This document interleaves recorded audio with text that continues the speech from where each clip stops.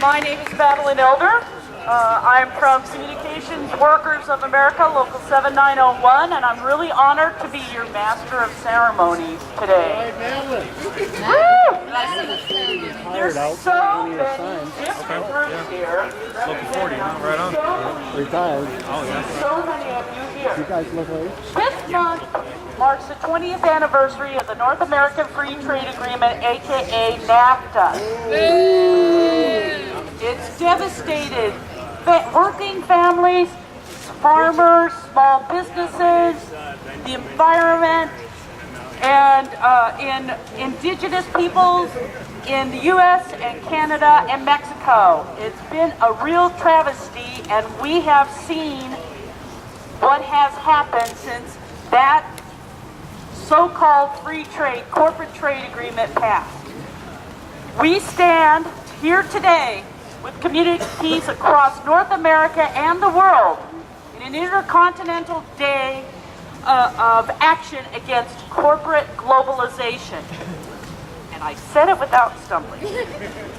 We also stand against a recently introduced fast-track bill that would put what many would call NAFTA on steroids, or the Trans-Pacific Partnership Agreement, through Congress before the public sees any of the negotiating text, before any amendments can be made, and basically before any kind of public debate can be done. That's not right.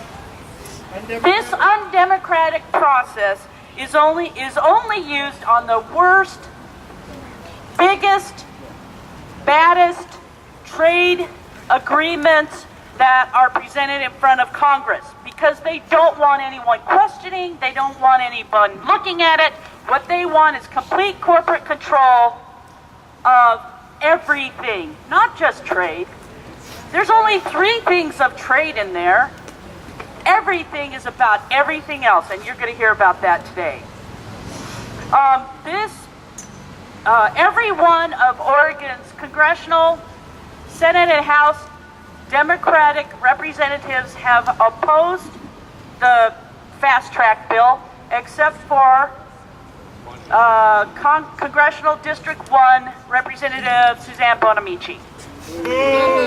And we want her to know how we feel, and so some of our activities today are going to be directed toward her and trying to change her mind on this important issue. Let me just go through the day, the agenda before we get started here.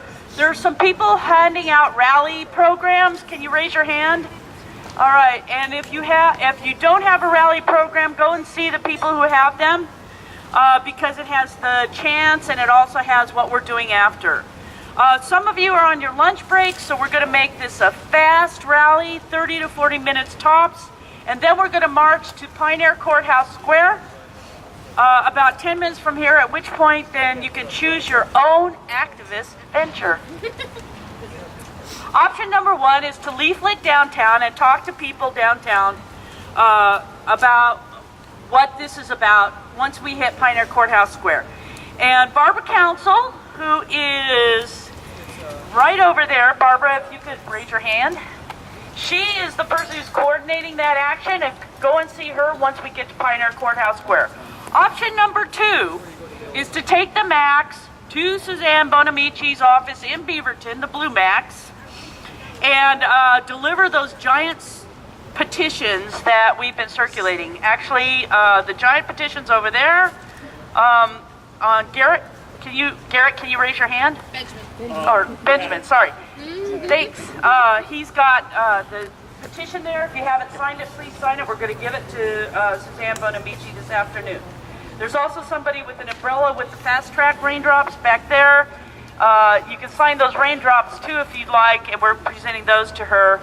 The petition delegation will be short, but it's a half an hour train ride each direction, and so you'll be done and back here by 2. So now that you know the plan, let's get started. We have an amazing lineup of speakers, and I'm just gonna introduce them all at once. So our first speaker is the president of Service Employees International Union, Local 503, Rob Sisk. He's here to talk to you about the devastating impact that NAFTA has had on workers and the definition of madness that is the TPP. Our second speaker, NAFTA didn't just hurt workers here, they've hurt workers in other countries, including Mexico. Marco Mejia from Portland Jobs with Justice is here, and we'll talk about the havoc that NAFTA has caused workers in Mexico. We'll then hear from Bonnie McKinley from 350 PDX. Bonnie was instrumental in the summer heat against the TPP and climate change that happened this summer. And she will talk about how the TPP will block efforts to protect our planet from climate change. And Justin Kattenbach from the Portland Committee on Human Rights in the Philippines, Portland State University student group, has just returned from a relief mission in the high and affected regions of the Philippines, the regions that were affected by that recent storm. He will bring stories of those who are most impacted by imperialism disguised as secret trade agreements, and that is imperialism.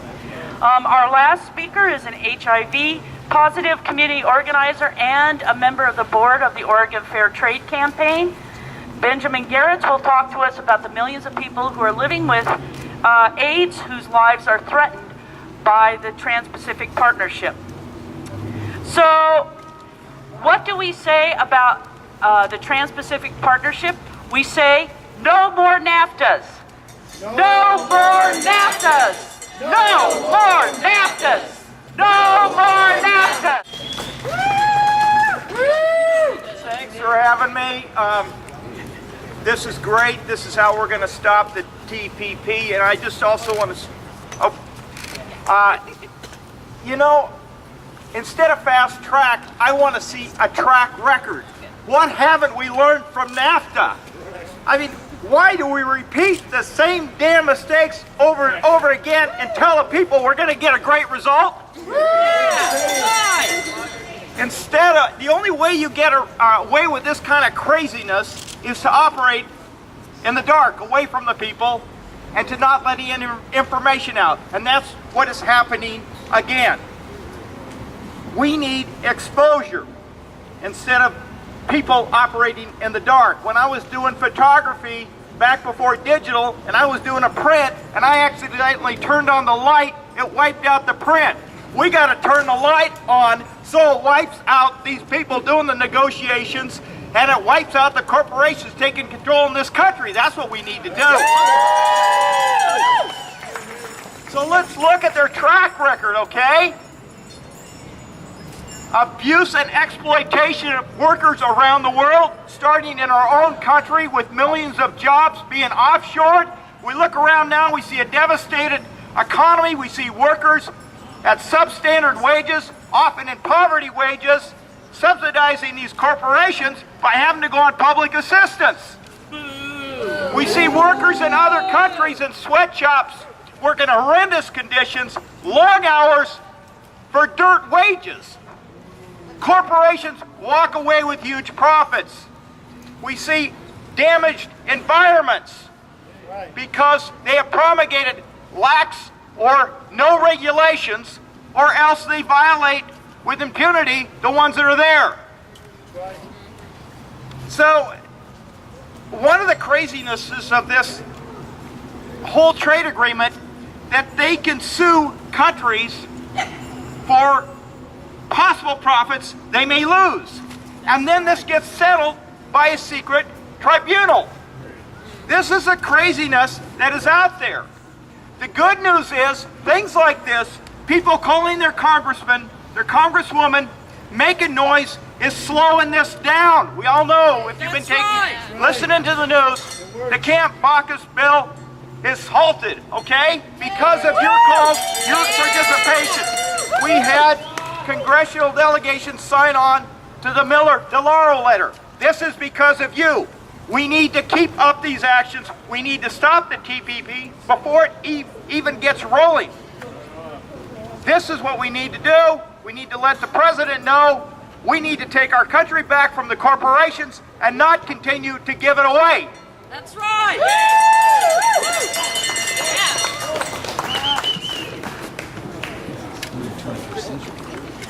Marco Mejia from Portland Jobs with Justice. Thank you. How many of you have been in the other side of the border? Can you show hands? Have you seen the devastation that has happened in Mexico? Yes. Yeah. Have you? Yeah, after 20 years. Who went there 20 years before? A few of you, right? But we can see all what has happened in Mexico thanks to the NAFTA, the free trade agreement of North America Free Trade Agreement. As we know, it has been devastating to the whole economy in Mexico. The promise was that employment was going to grow, the economy is going to grow, poverty is going to go away, and what has happened is exactly the contrary to that. In Mexico, nowadays, more than 50% of the population are under poverty. 50%, more than that. And you know what poverty means in other countries other than the United States, right? It's complete poverty. You don't have any idea of how to be poor means in Mexico or in other poor countries. That's what is happening in Mexico.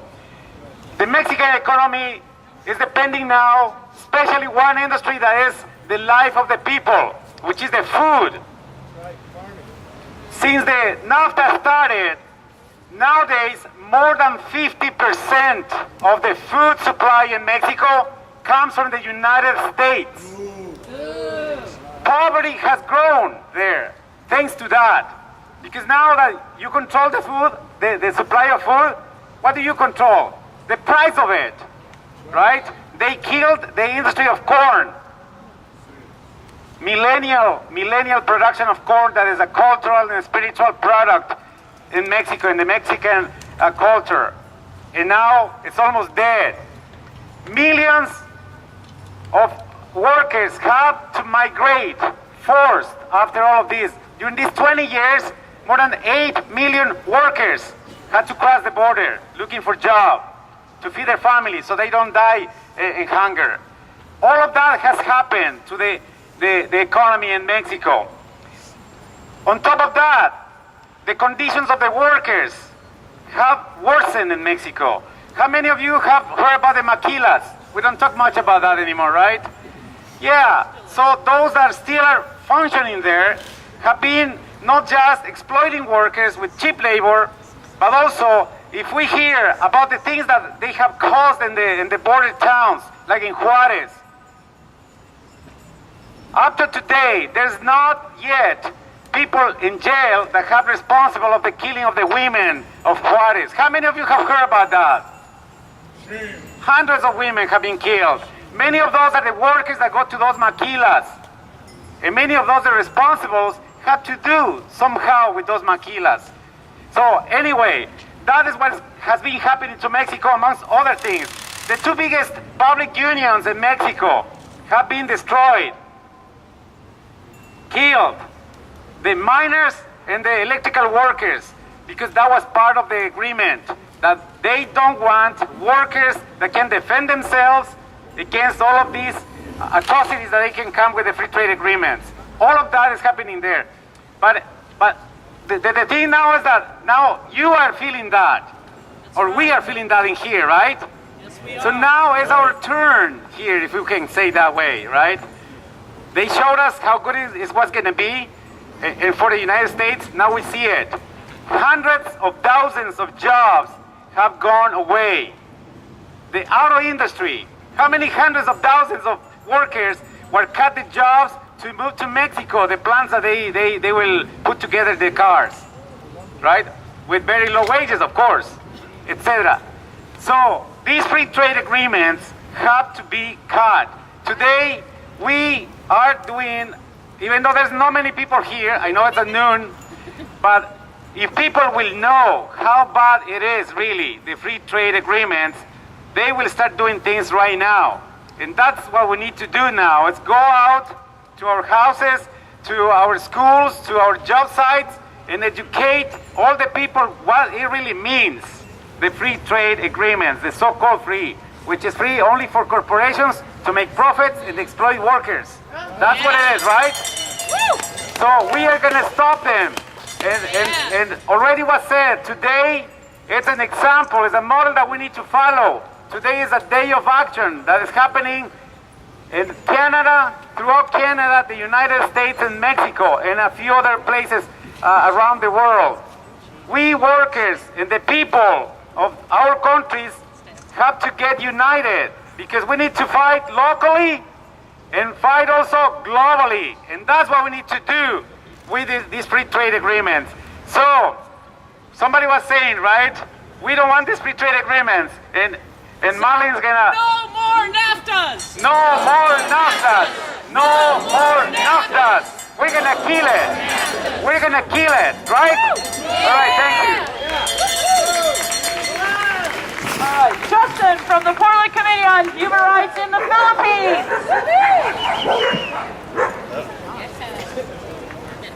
So, about 4 weeks ago, 6 other people from Portland and I went back to the Philippines to integrate with farm workers and the poor, who are the most oppressed and exploited people in the Philippines. What we experienced there was a lot of land grabbing from corporations and a lot of human rights violations. Just like the Capuan family that was massacred, 4 of them were massacred because Extrada SMI came into the land and was trying to take their land. One thing about the Philippines is there's a lot of natural resources, and we have foreign corporations coming over like Russell Mining, coming in and taking land and displacing people. So we are staying in solidarity with our Filipino brothers and sisters back home and fighting to end stuff like this, the TPPA, from happening back home. And thank you.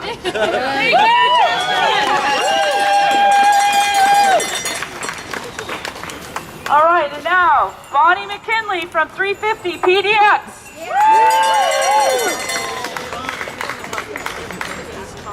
Don't hit the button, just talk, like right here. I'm here to talk about TPP and the climate. To speak of...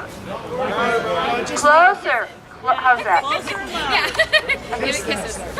To speak on climate, I would review recent information, the latest science, latest fossil fuel extraction plans, ongoing droughts, species loss. To speak on TPP's effects on climate change, what's to review? Most of the contents of the Trans-Pacific Partnership are secret. 11 nations and the U.S. Congress are asked to sign a secret trade agreement that they are not permitted to share with their constituents. This eliminates any opportunity to voice our views on the specifics of the trade pact. The TPP is so secret that elected officials must enter upon the document without any recording devices of any kind, including paper and pencil. They are permitted no open debate on the TPP. However, over 600 corporate representatives, such as from Monsanto and the American Petroleum Institute, have full access to the document. Theoretically, governments have the role of protecting their people. Obviously, we find endless examples of the corruption of this principle. But let's assume that the ideal government is out there to protect its people. How about protecting them from the untamed extraction practices of the fossil fuel industry? Yeah. That's right. Well, we know of the many ways this industry can compromise the health of creatures, habitat, cultures, ultimately all life on the planet. Because of the ruthlessness of fossil fuel extraction, we seek stringent study. This can lead to regulations and denials of harmful projects. However, under the Trans-Pacific Partnership, safeguards for the corporation's interest rule. Using that ideal government model without TPP, suppose a company initiates a project that uses a product such as chemical X. Feel free to substitute your own choice of a chemical, benzene, or a practice like fracking or strip mining for chemical X. The No-PP government agency studies chemical X and will permit it, regulate it, or deny it. Hopefully, discussion emerges from an alert public. The media, industry reps, scientists, and health professionals. However, under TPP, if Chemical X merits regulation or prohibition, the ChemX Corporation can take their case to a corporate-controlled, non-governmental tribunal. There, that highly partial body can rule that the regulation or ban of Chemical X reduces that corporation's expected profits. It determines that the ChemX Corporation deserves compensation for this financial loss. No, they don't! Within the TP guidelines, there is no limit to this monetary reward. So who pays? Under TPP, since the government regulated against ChemX, the government is responsible for the corporation's hardship and is expected to pay us. Of course, the money is collected from the people in the form of taxes or diminishing services. The people will pay. With that kind of corporate-operated tribunal outcome, how likely are any of the 12 TPP nations going to regulate any industry? Under these TPP conditions, how likely is it that a government will take on the questionable practices of a fossil fuel corporation? None. The TP wraps up our planet into a neat, no-risk package, perfect for corporate gifting. Here in the Pacific Northwest, climate activists work hard in their campaigns. In a trans-Pacific partnership world, their efforts would be completely undermined. It is insane in these days of 400 parts per million to do anything that further contributes to climate change.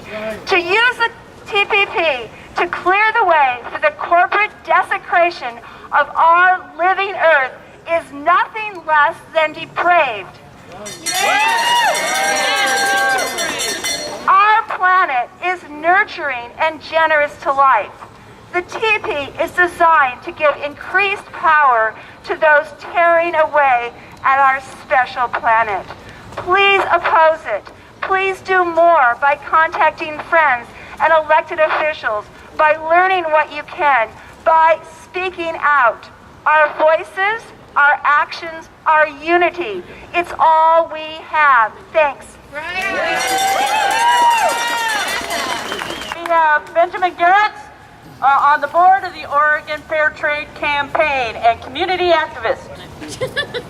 So boy, it's amazing to see how many people showed up here today. This is truly the beauty of our democracy in action, fighting to uphold it, fighting to uphold our democracy from being slaughtered by these so-called free trade agreements seeking to undermine what we, the people, are entitled to decide is negotiated on our behalf.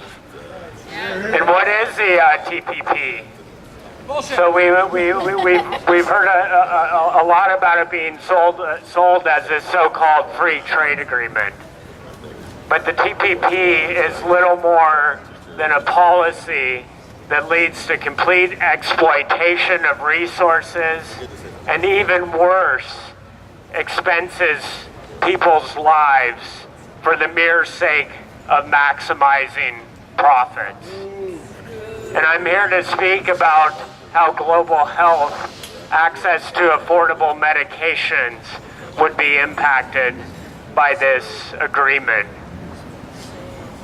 The intellectual property provisions that are in the Trans-Pacific Partnership highlight that what is at the heart of the TPP is a ploy by pharmaceutical companies to cut off access to affordable medications, to slap patents onto surgical procedures and medical devices that keep medications that save millions of lives out of the reach of individuals who need them. No! Individuals who are often impoverished because of the other components of these agreements that perpetuate poverty and inequality. Shame!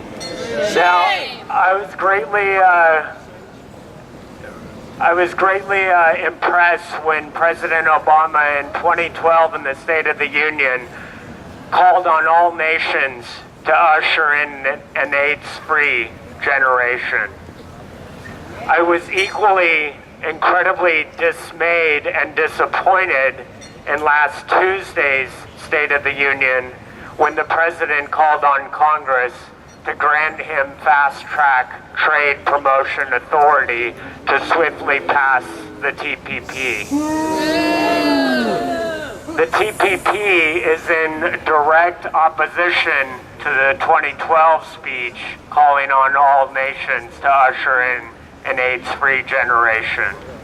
And the reasons why are because of what was mentioned earlier, the TPP instating the investor-state privilege and this notion of evergreening of a patent. So I'll speak, I guess, about NAFTA and what NAFTA has meant for access to medications in North America and the investor-state privilege that encompasses the countries that signed on to that agreement, Canada, United States, and Mexico.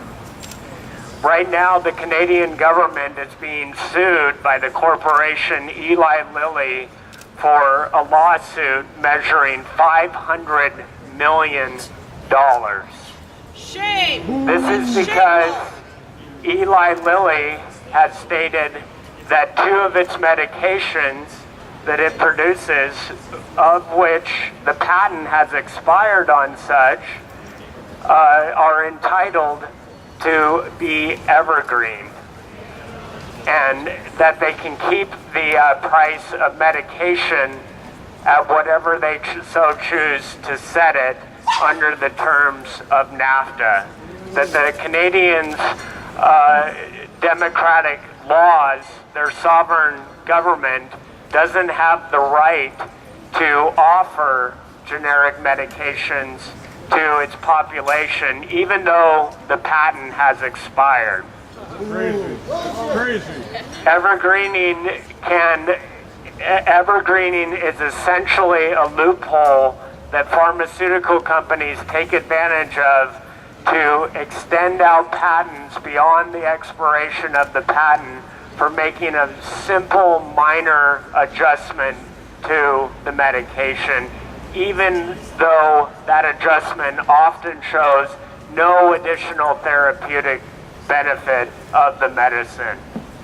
An example in the United States here is a common medication called Cymbalta, often used to treat depression. Eli Lilly also manufactures this medication, and it brings in about $4 billion in annual sales for Eli Lilly. Well, the patent on Cymbalta was supposed to have expired over the summer in July. And Cymbalta initially was manufactured for treatment of depression for patients who were adults, approved by the FDA. There's been huge success that's happened in increasing access to medications for people living with HIV/AIDS, primarily in developing countries. This medication that I hold here in my hand, this pill, is the pill that I take for treating my HIV. It costs me $60 a pill, $2,000 a month. Now, I'm pretty fortunate I have insurance which offsets the cost, so I'm able to access this pill. But the thing that is awful is that all of us end up paying the overly inflated cost through skyrocketing increases in our insurance premiums. What the TPP would seek to do is say to a country like Vietnam, your citizens are also going to be expected to pay $60 a pill. The basic premise is that in Vietnam, the average income is $125 US a year. Just as my annual salary would be insufficient for me to be able to afford this life-saving medication, the price of $60 a pill when you're making $125 a year, it's pretty inevitable what one could anticipate the outcome would be. Essentially, I would be dead. I would be dead for the mere sake of a company seeking to maximize profits and not concerned about people's lives. So when we think about the TPP, only 4 of the 29 articles in the Trans-Pacific Partnership have to deal with trade issues. The other 25 articles highlight exactly what this agreement is. It's a ploy to instate a corporate autocracy over democracy and expenses everything from the environment to workers to people's lives, regardless the cost. And I thank you so much for being out here today to fight back, to win back our democracy.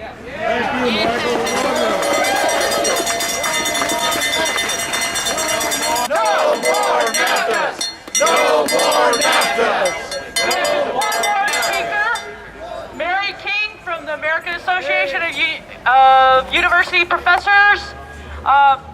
And she wants to talk to you about the Portland Association of Teachers struggles and the struggles here. Yeah.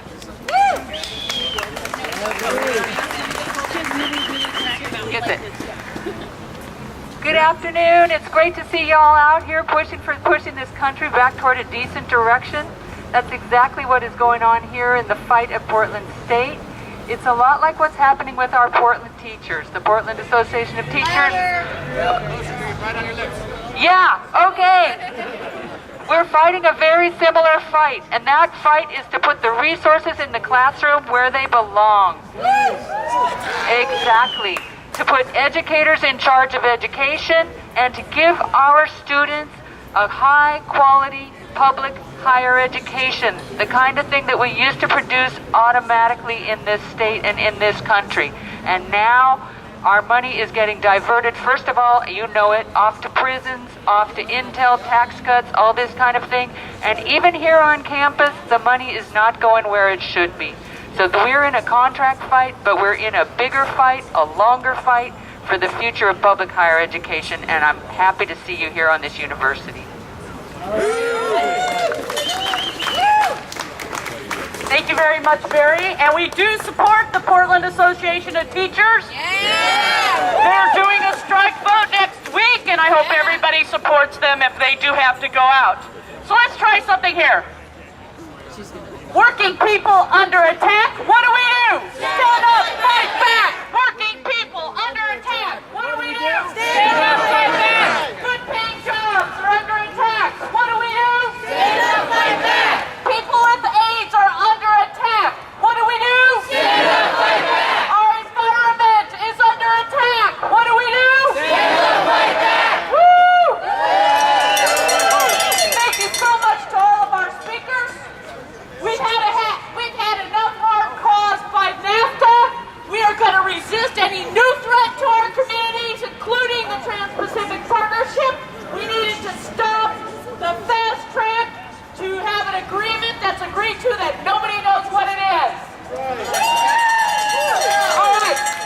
So Chris Palazzo here from Jobs with Justice is going to start us off marching and chanting. So follow him. Watch it down. Watch it down. Working people under attack. What do we do? Stand up, fight back. Working people under attack. What do we do? Stand up, fight back. Working people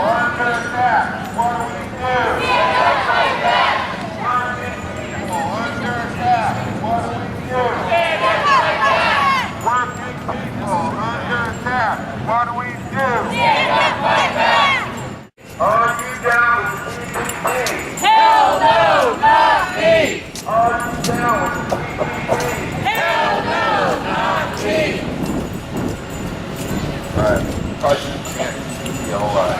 People don't know what that is. We know what that is. We know what the TPP is. Bullshit! It's what? Bullshit! Trans-Pacific Partnership, and it is bullshit. Elizabeth. Show anybody true journalism. We're in the echo chamber now. Stand down, under attack. What do we do? Stand up, fight back! Anybody warning about this? Stand down, under attack. What do we do? Stand up, fight back!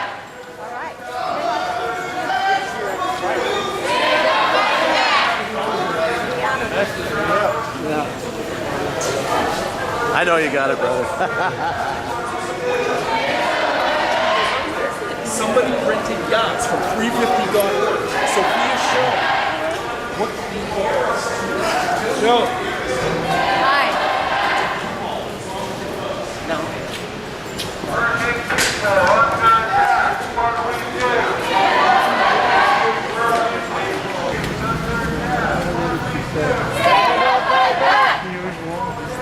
Well, if you can't take a public stand, you can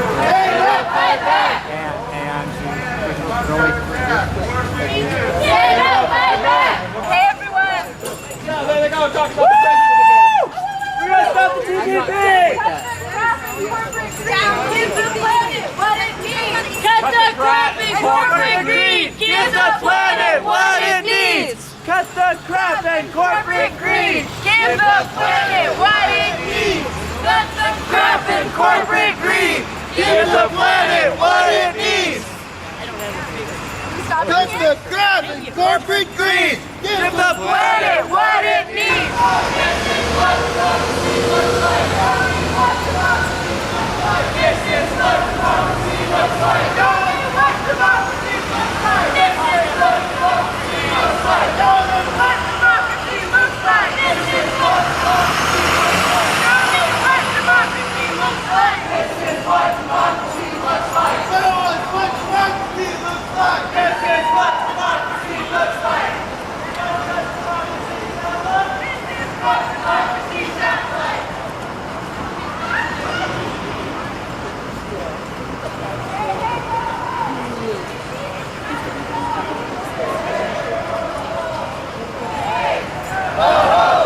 The TPP has got to go. Hey, hey. The TPP has got to go. Hey, hey.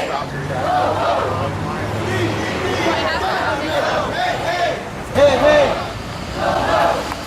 TPP has got to go. Hey, hey.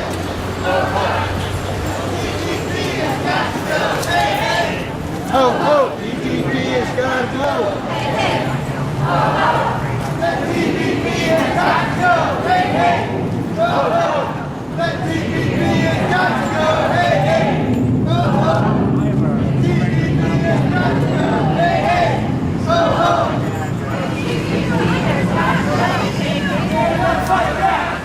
Hands under attack. What do you do? Stand up, fight back! You just want to... I think so, yeah.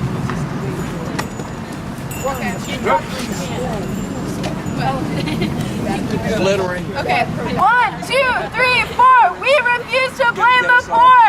1, 2, 3, 4. We refuse to blame the poor. 5, 6, 7, 8. Stop the politics of the hate. 1, 2, 3, 4. We refuse to blame the poor. 5, 6, 7, 8. Stop the politics of the hate. 1, 2, 3, 4. We refuse to blame the poor. 5, 6, 7, 8. Stop the politics of the hate. 1, 2, 3, 4. We refuse to blame the poor. 5, 6, 7, 8. Stop the politics of the hate. 1, 2, 3, 4. We refuse to blame the poor. 5, 6, 7, 8. Stop the politics of the hate. 1, 2, 3, 4. We refuse to blame the poor. 5, 6, 7, 8. Stop the politics of the hate. 1, 2, 3, 4. We refuse to blame the poor. 5, 6, 7, 8. Stop the politics of the hate. 1, 2, 3, 4. We refuse to blame the poor.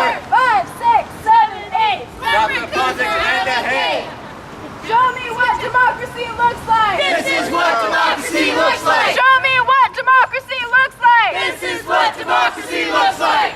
Let me hear what democracy looks like. This is what democracy looks like. Show me what democracy looks like. This is what democracy looks like. Show me what democracy looks like. This is what democracy looks like. Show me what democracy looks like. This is what democracy looks like.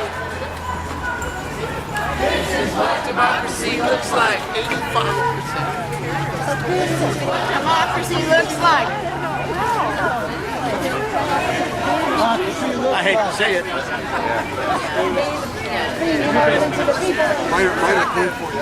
I hope not. I don't like it. You're tired. Yeah. Well, in a sense, you're kind of a third like